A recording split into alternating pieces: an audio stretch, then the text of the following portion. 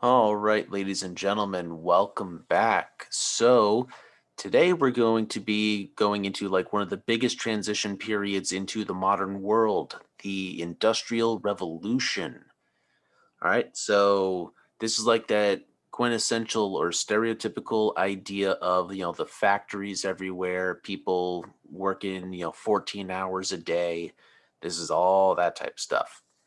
All right. So today we're going to begin with like the beginnings of the Industrial Revolution. What's going to set up for why it begins in England and what types of machines and processes were being used at the beginning. All right. So let's dive on in. Like I said, the revolution is going to begin in England, and from there, it is actually going to then spread to Western Europe and then to the United States.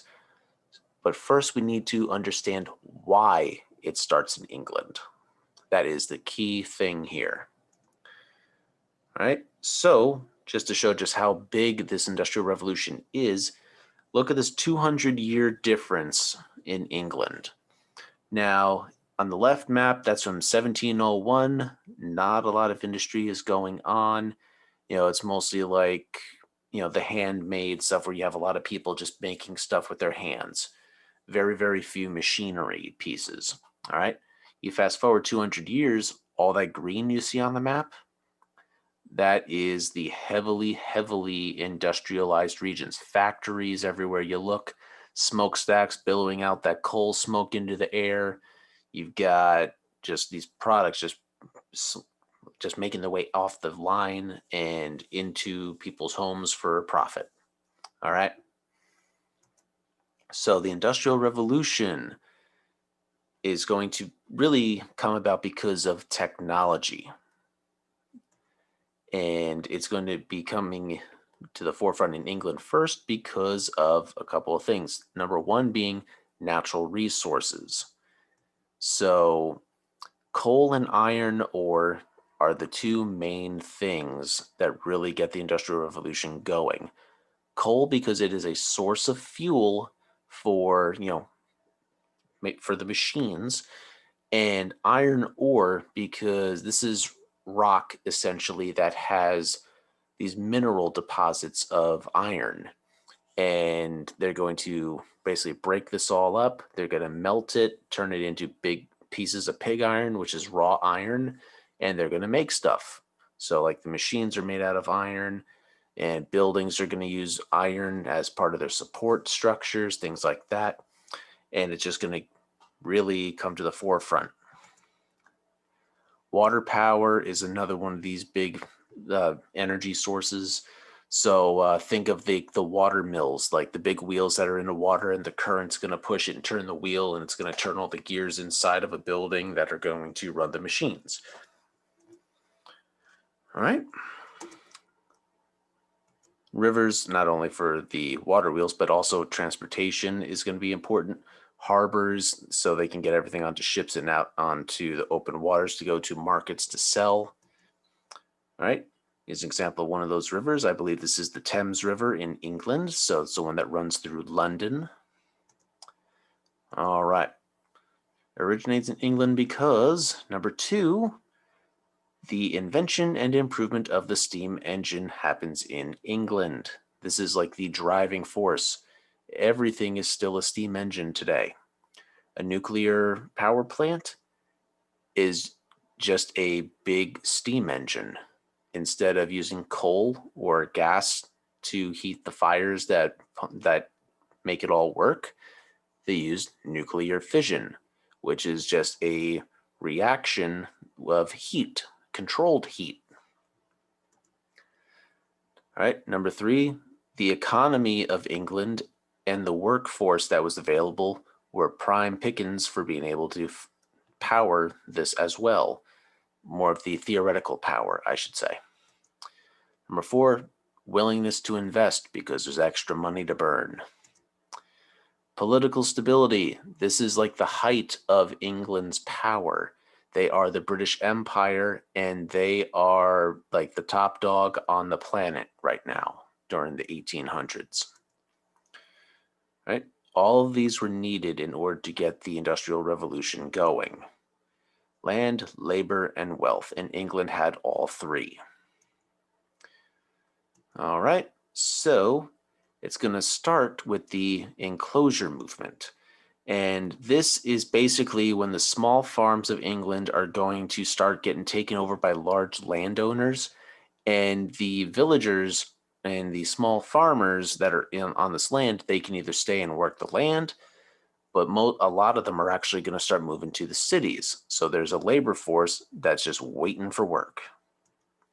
And, part of the big factor of people leaving is so they don't need as many people to work farms because there's improved like agricultural tools and machines that are being used. And, it just becomes a whole different game. All right.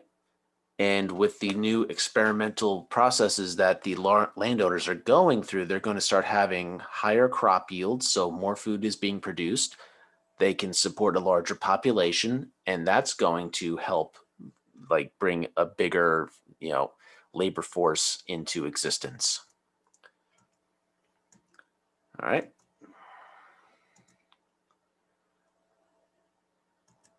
Now, getting into the actual Industrial Revolution. We're doing away with hand spinning, like for making cloth. And I mentioned cloth because the cloth industry, the textile industry, was the first industry to be industrialized, to have machines doing a lot of the work for you. All right. Now, late 1700s, early 1800s is when it's really going to start going. You could say like 1790 is roughly the beginning. And there are several major machines that we have to talk about for modernizing the cotton industry, for making linens and wool clothings and things like that to make cloth to use. And the most important ones are the spinning jenny, the flying shuttle, and the cotton gin. All right. And I'll be explaining what each of them is.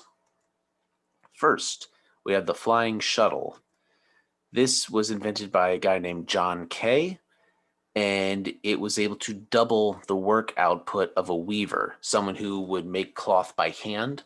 The flying shuttle was basically just a block of wood that you would tie your yarn to, and you would throw it between like interlacing, like think of your fingers and how you cross them. Like if you put your hands together and your fingers interlock, think of that only with yarn, and you put a piece of cloth through there, and then you shift the way that the fingers are interlocking so that they're like in the opposite direction, and you put the shuttle back through. You weave it back and forth like that, and you're building your sheet of cloth. That is what this machine was able to do, and it would make doing it twice as fast as doing it by hand. All right. Then we're going to move to the spinning jenny. This one was invented by James Hargreaves as an entry to a contest where he won a cash prize for make it even faster for weavers to make their product. He named it after his daughter. That's why it's called the Jenny. The idea behind this one is that you could spin 8 threads at one time. So you're taking more of like the raw cotton and weaving it into yarn onto spools that can then be used on machines for making your cloth. And this made it so much faster to get that. Right? And the first ones were operated by hand. As you can see, there is a crank right here. You would spin that, which is in turn going to spin the wheel, which will spin this belt here.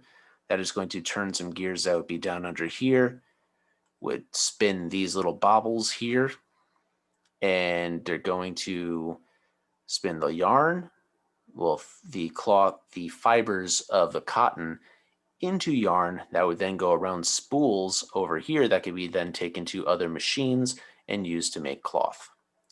Sounds complicated. It's really not as bad as you think.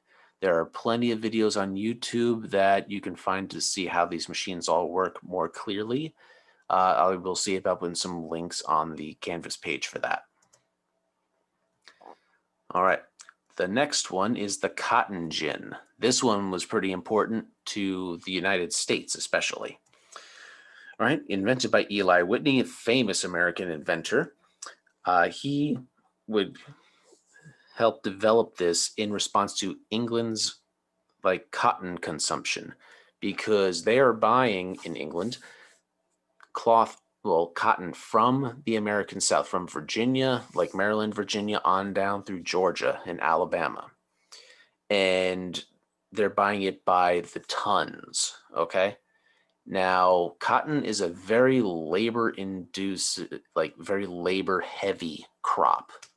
And in order to do it properly, they have the slaves in the American South at this time. They have to pick the cotton from the plants by hand, and then they have to have more people who are going to pick through the cotton and pull out all the seeds by hand. Because in the cotton fibers, naturally there are seeds. They're all kept in there. And very time consuming, very, very hard work, and it needs a lot of people to do it properly.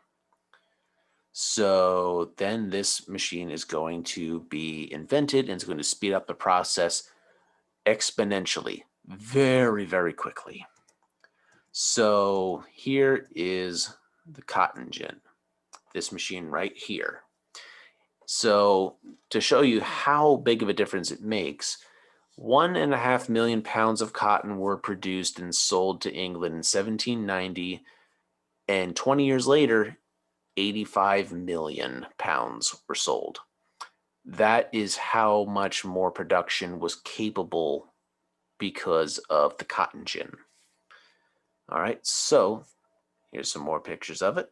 The way it works is you're going to put the raw cotton in here, and you're going to spin the handle, and there are gears in here like teeth. And what they're going to do is they're going to churn their way through the raw cotton. They're going to rip the seeds out and basically toss them into a collection pan, which would be right here in this area. And the cotton fibers will then be pushed through into another area where there's another wheel that will push it out into a collection bin. And these are, of course, are small models that maybe just like it's like a one person operation. You have, some cotton plants and you're just like selling it on your own.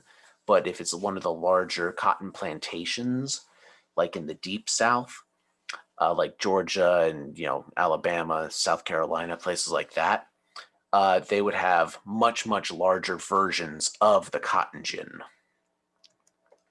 Now, let's go ahead and move into some more technological advances, not new inventions, but technology advancements that made things better for the Industrial Revolution. One, the steam engine. It had already been in existence, but it was improved upon. Now, it was invented by a man named James Watt, or at least the improved steam engine was. 1765, he was Scottish, and prior to his faster, more efficient model, they were very fuel efficient. They basically used up more fuel than you would get by using these machines, so it was more inexpensive to just not deal with them. So James Watt's going to improve on it, and he's going to make it work faster, harder, and use less fuel. So now they're more practical. People are more willing to use them. All right. Now, because of this steam engine, we're going to get them being used to help run factories, which is going to help power all these new machines that they want to use. Instead of, hand cranks like that spinning jenny, it's now going to be belt fed because of a steam engine.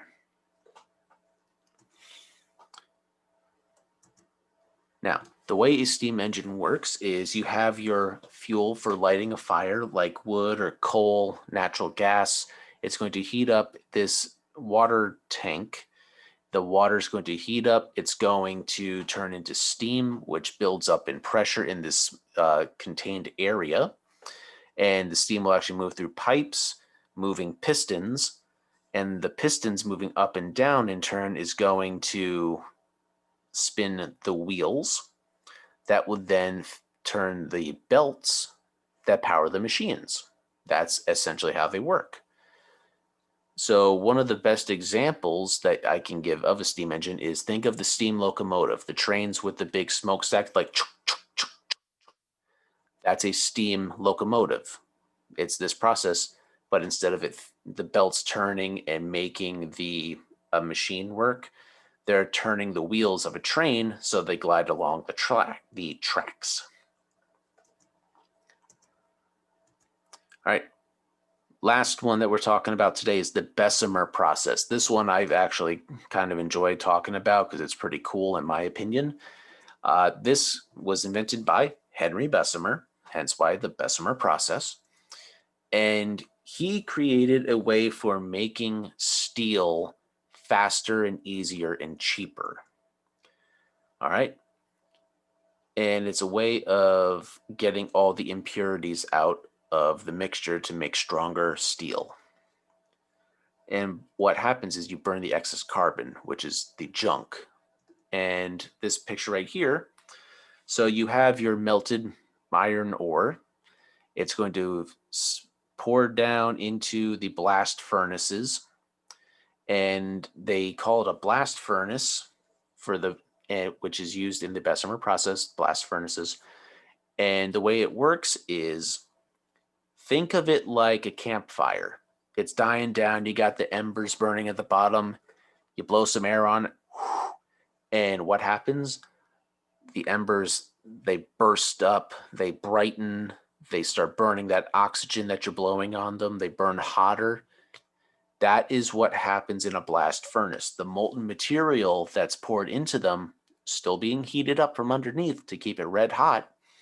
But like this left one here, you see this tube going into the blast furnace. They're going to shoot oxygen into the mixture of the molten iron, and it's going to superheat it even more because, you can only heat it up but so high without assisting it. So you blast a whole bunch of oxygen in there, gets it white hot. Instead of red hot, it's white hot. All the impurities, all the junk burns away, and you have pure steel. That is the Bessemer process. And it's going to make people like this guy right here, Andrew Carnegie, one of the richest men in American history, because during the late 1800s, like 1880s, 1870s through like the 1910s, he is in charge of like the vast majority of steel production in the United States. All right. So that is where we're going to leave off for today. And we will be continuing talking about the Industrial Revolution next time, getting into stuff like some of the societal impacts of the revolution, of the Industrial Revolution. All right, that'll do it.